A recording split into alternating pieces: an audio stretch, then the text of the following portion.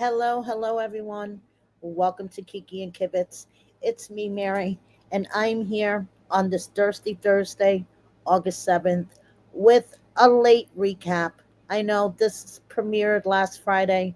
I've been sick. I'm finally feeling better. So here I am with Life After Lockup, the season premiere. Okay, so I had the privilege of watching the first few couple of episodes. The network sent them to me. I'm very grateful for that. So I actually watched this episode maybe about 2 weeks ago. But hey, let's get right into this because I have lots and lots of things to say. So, first off, real life is no bed of roses.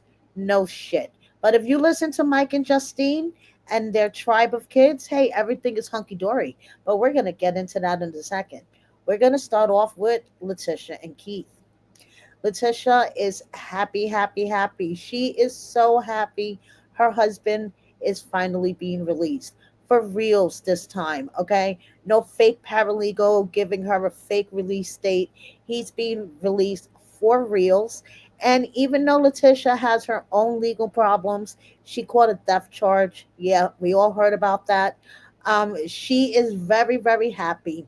Her man is coming home. She got a limo, okay? The theft charges. She's going to deal with it. She's concentrating now on Keith, him coming home, and how happy she's going to make him. Okay, you guys? So she goes all out. She rents a limo for him. She is wearing sexy lingerie under her trench coat. Okay, she has the limo all decked out. And when he finally walks out of those doors, she runs to him, gives him a big hug and a kiss, and it's like, my husband is home. My husband is home. So Keith is so happy. He's like, this is freedom. Okay, I'm so happy to be out here.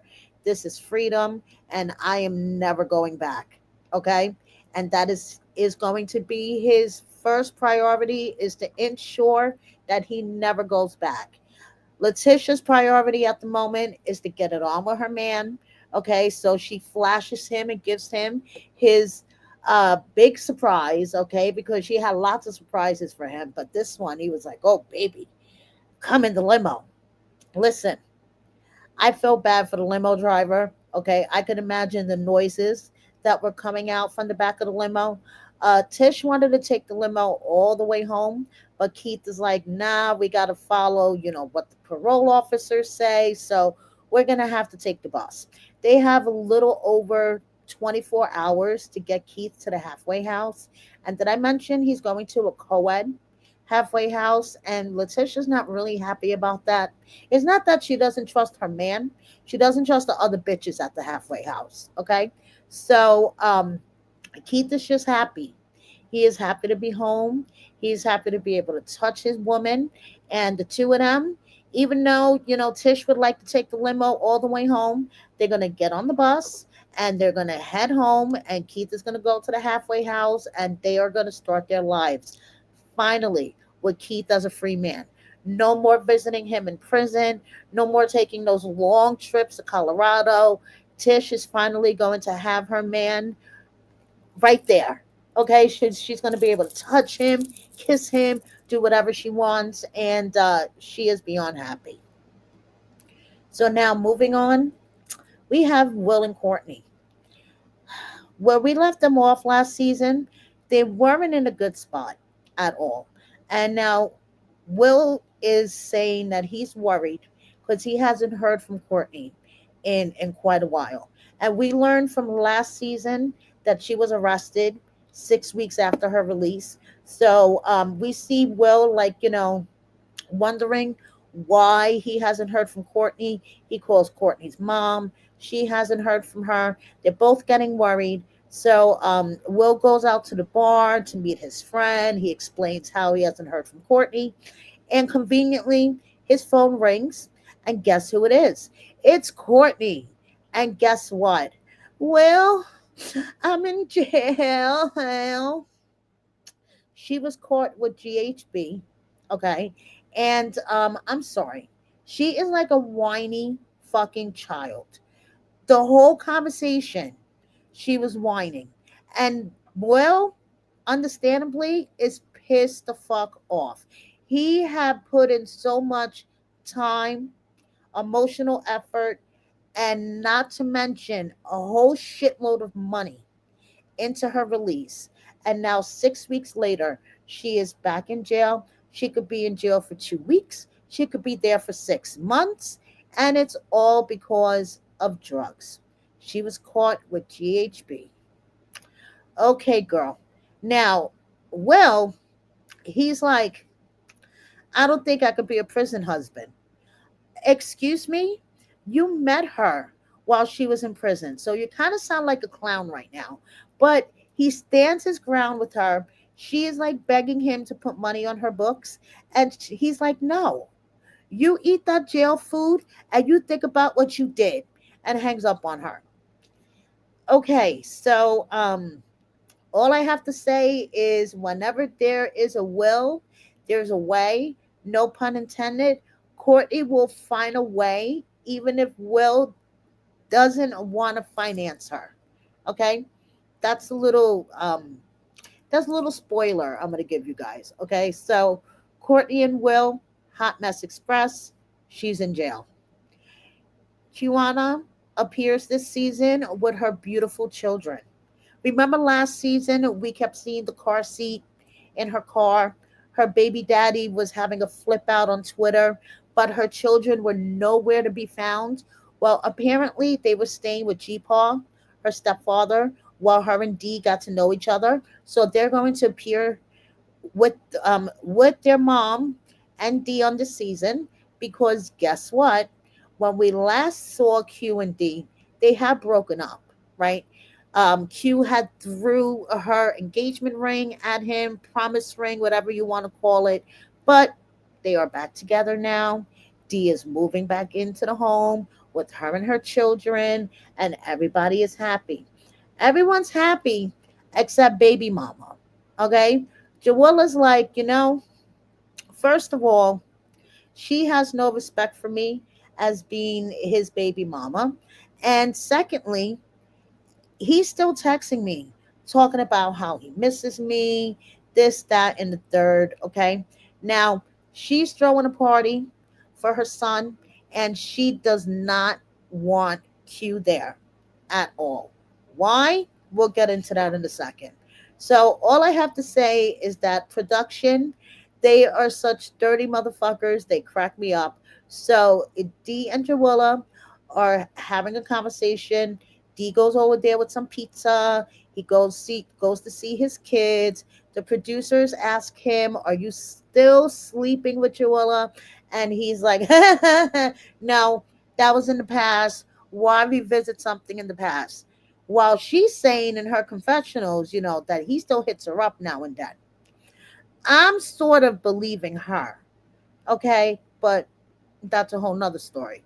So she's telling him that she does not want Q at this party whatsoever. And why? Because she thought it was cute to put Joella's lingerie, sexy pictures up on Facebook that she found in Dee's phone. Apparently, Q decided one day to go through the phone, and she found some pictures and she put them up. And Joella's like, would that be okay if I did that to her? Would that be cute? And D is just sitting there laughing because he's uncomfortable like a motherfucker. And Joella's like, I'm just gonna let it hang all out. She could do it to me, fine. We're just gonna let it hang all out, and we're gonna see where it lands. Messy, messy, messy as fuck. Okay. So now moving on. I'm sorry, I'm laughing already. We have Goofy and Justine. Okay. First of all, Justine is just loving her mom life. She has a baby on each hip. Okay. They're doing Thanksgiving. Huge turkey. Huge family. Okay. And guess what? Not only do they have college expenses, which they are perfectly willing to have Justine doing OnlyFans to cover those college expenses, right? Mike realizes that right now they have Kylie in college.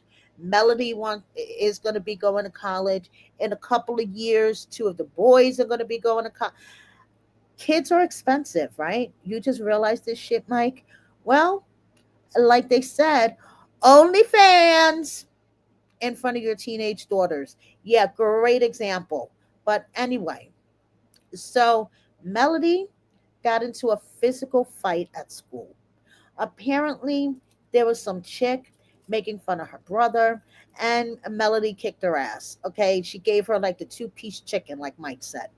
But Mike is, not really happy about this, even though it seems like to me that he was sort of like encouraging the whole situation, the way they were laughing about it. But he says that if any of his children were to be incarcerated, it would totally break his heart. His mom tells him that Melody is a carbon copy of him. So, there's some underlying issues with Melody, and I would dare to say that they have a lot to do with her dad being in prison for so long when she was going through her formative years. Okay, just saying. That's just my opinion. So, Justine, she wants to have a big fat Guyanese wedding. Yes, you heard me right. Okay, she wants to do it all.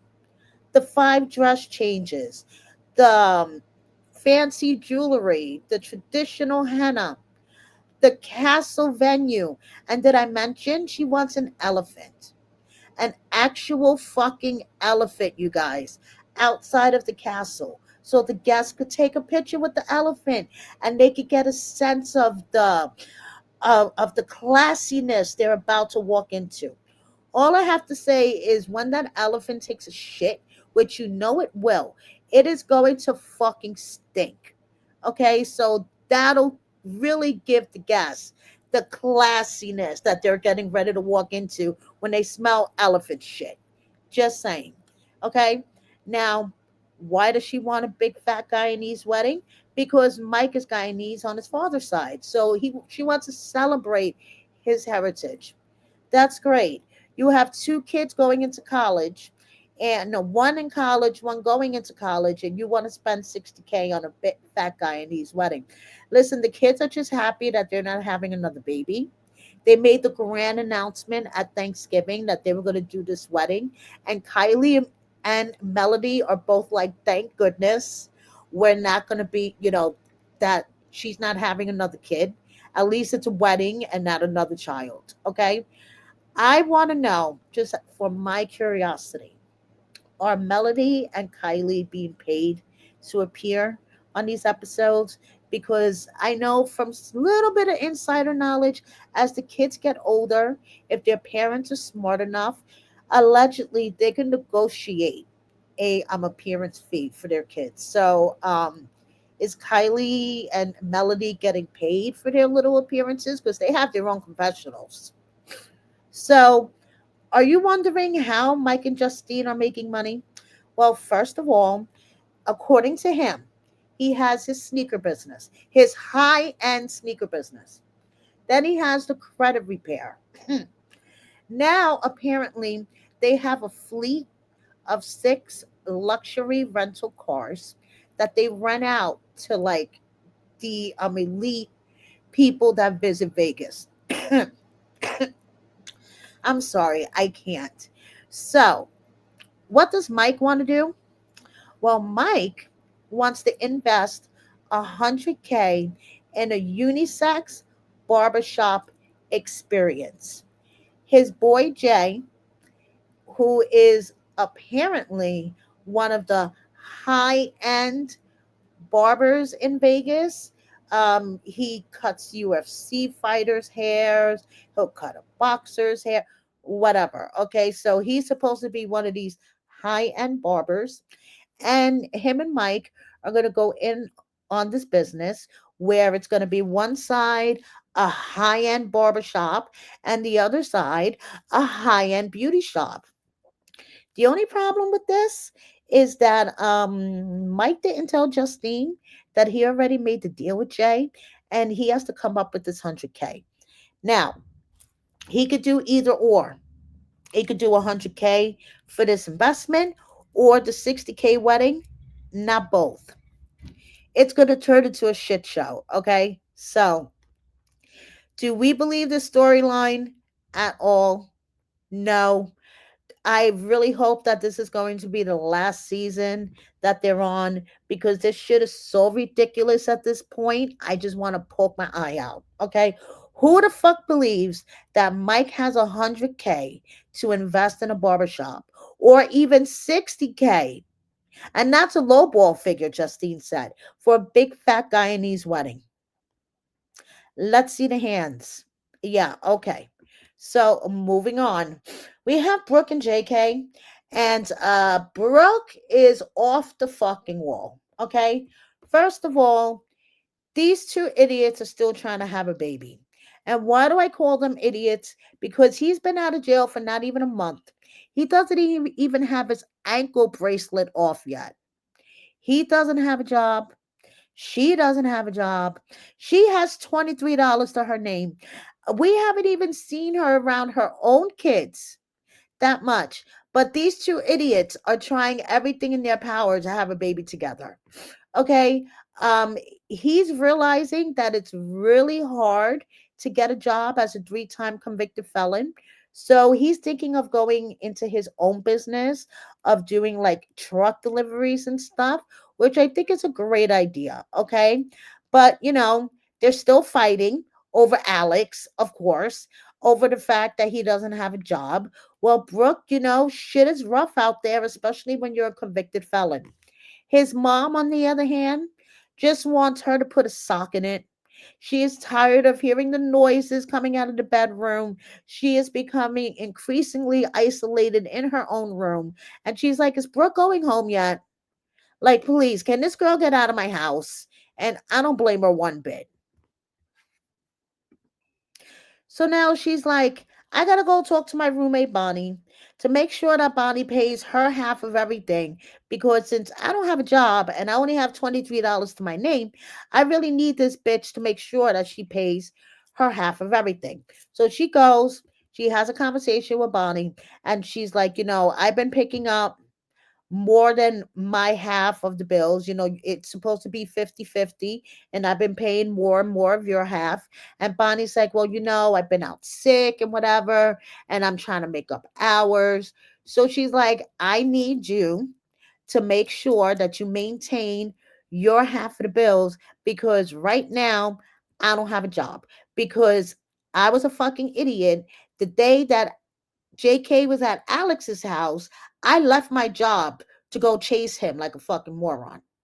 She didn't say that. I'm saying it. Okay. So she's like, I need you to be a girl's girl and keep that between us. And Bonnie's like, of course. Of course. There are just certain things, that requires a level of confidentiality. The minute, when I mean the minute Brooke walked out the fucking restaurant, Bonnie whips out her phone and texts JK. She's like, I need to see you right now. Come to the restaurant right now. Like, the door didn't even hit Brooke in the ass. And Bonnie was already on the phone texting JK. Like, girl. Okay.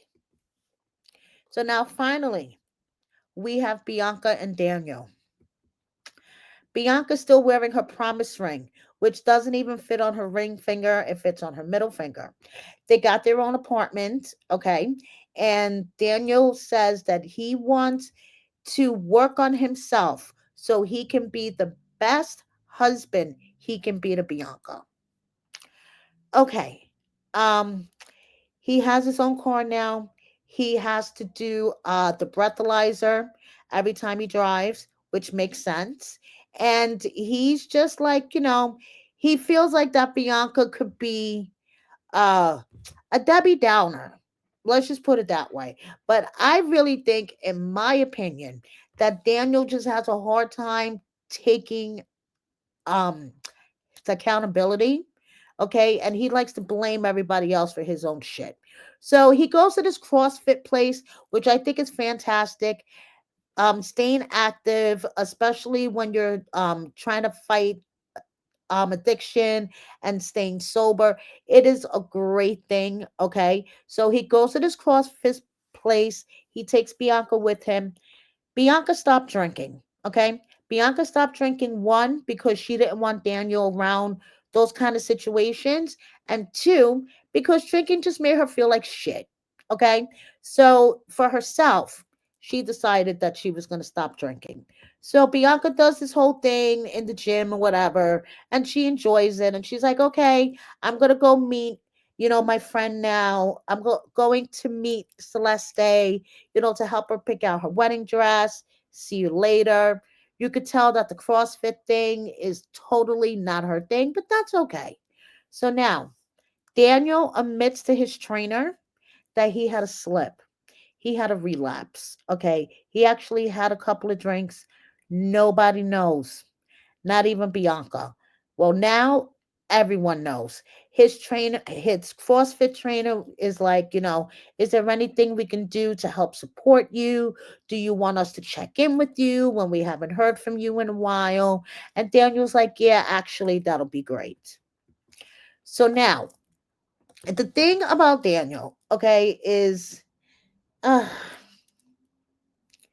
I feel like that he deflects a lot. Okay, he has a lot of issues himself, and instead of trying to get to the root of his issues, he deflects it onto Bianca. Okay, that's the way that I feel. And I also feel like he's a little bit jealous of her, the fact that she has a settlement, okay, and she's living off of her settlement, and he, has a job now and he has to work and stuff. I think that he may be a little bit resentful because the way he talks about her spending and stuff. And I'm like, dude, that's her money. If she wants to spend it to the last penny, then that's on her. I'm not saying she should spend it to the last penny, but if she does, that's on her. So, yeah. So that's what I think about Daniel. He likes to deflect a lot. Bianca goes to meet Celeste, who is Daniel's friend Gator's fiance. Bianca likes Celeste, doesn't like Gator too much, if you remember from last season. Now, she tells Celeste the story on how Bianca was a bridesmaid for Daniel's cousin's wedding in Iowa, I think she said. And she wind up going to the wedding alone at the last minute. And Daniel went to go hang out with his cousin in Arizona. And Daniel said that he had the couple of drinks in the airport when he was going out to visit his cousin. So it's like, dude, you made her go out to Iowa to be a bridesmaid in your cousin's wedding and you ditched her.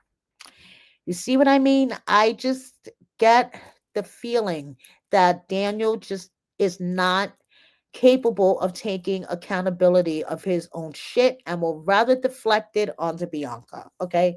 Because I can imagine everyone was asking Bianca at the wedding, oh, where's Daniel? What happened? I mean, this is Daniel's cousin.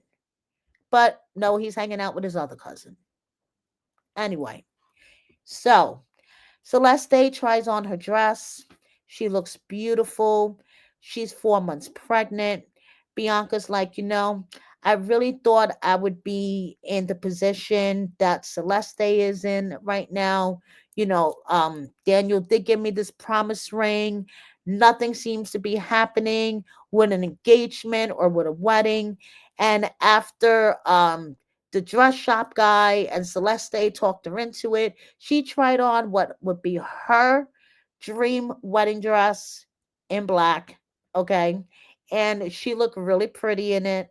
And like the dress guy said, it gives off, I'm going to my ex-husband's funeral who I um who I accidentally poisoned vibe. That's what I'm trying to say. And she did. She looked like the Black Widow. Okay, so and another thing I noticed is when Daniel cries, there's no tears. Okay, or he's trying to force tears out of his eyes, but none are coming out. But that's just my opinion.